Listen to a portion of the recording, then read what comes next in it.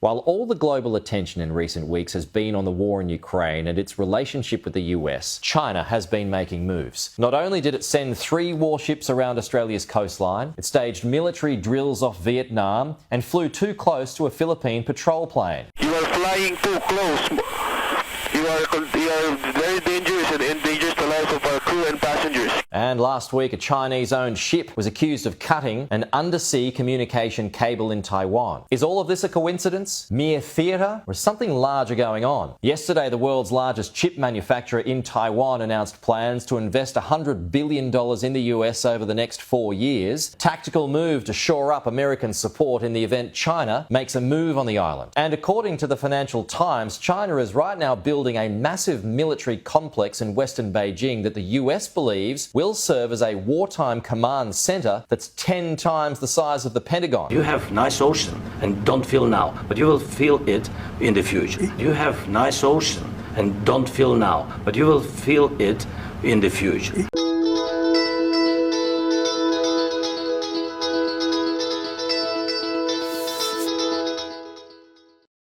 My fellow Australian families and friends, as you have seen what's going on and also the fiasco of that 3 Chinese naval ships, which I believe they're currently nearby Perth at this point in time.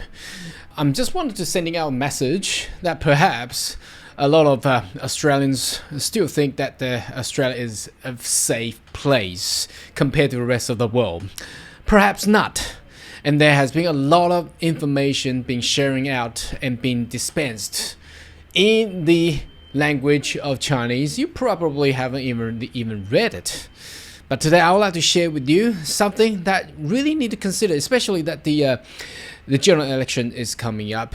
We really need to choose the right leader to go against and to manage the upcoming challenge of this new global trend, or perhaps a new global order. Now, the image that I have received or being read or being shared among social media called Weibo in China that has been talked about in Asia is this one that I just wanted to show you in the middle of here. Now, obviously, you can't really read what actually being meaningful, but when you actually put this image, you can crop or screenshot this image and basically go into the Google Translate and throw this file into the translation. Google will do that for you, and I can actually do that straight away right here, and you will see this being translated straight away. As it reads, the pattern is open. What pattern?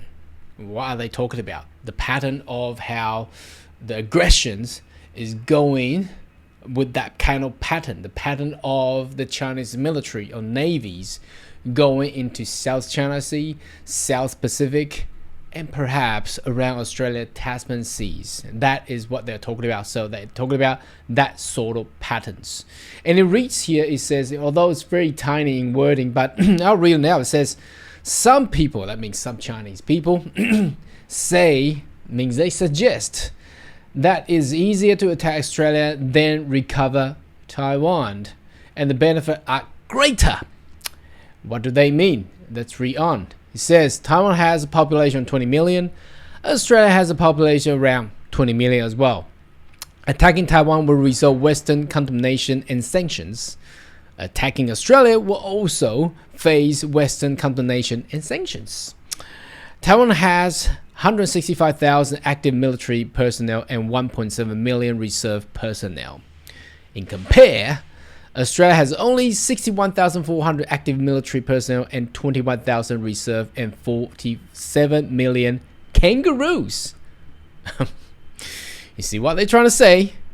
Taiwan covers an area of 36,000 square kilometers, and Australia covers an area of 7.74 million square meters, more than 200 times the size of Taiwan. Now, how does that sound to you? As I said in the outset of my meeting, China will always be China, Australia will always be Australia. However, we want to continue to engage, to cooperate where we can and disagree where we must, and to manage these differences wisely. This is another map. Here we go. What does it say? was showing that the great Chinese power, the CCP, Chinese Communist Party, wanted to conquer all the way through South China Sea and all the way to actually not just recover Taiwan, but recover perhaps, I don't know what they should call it, recover or conquer Australia. Look at this map again. Right? So, well, we have the leader, Anthony Albanese, talking about supporting Ukraine, as you have seen. We stand with Ukraine. We also know Russia has been heavily supported. Supported by who? Let's have a look. Supported by, and this news is everywhere. You can search it. Here we go. Okay, this is EU news. Ukraine EU insists China supports Russia. Stop this corporations. So without the support of China, Russia probably couldn't even fight on this Ukraine war that we have been heavily talked about with all the discussion globally. Let's come back to Australia. Now, how is Australia's trade partnership with China? A lot of minerals, yes, and we've been talking about the minerals have been received by the Chinese and been made it into the warships. What about mating into other kind of weapons and things like that, or equipments, or whatever that connected to whatever the military supports, perhaps supporting Russia with aggression into Ukraine. So I just wanted to pass this message on to all my Australian families and friends. We really need to think twice, or perhaps 3 times, and the elections coming up. We need to choose the right leader for the upcoming futures.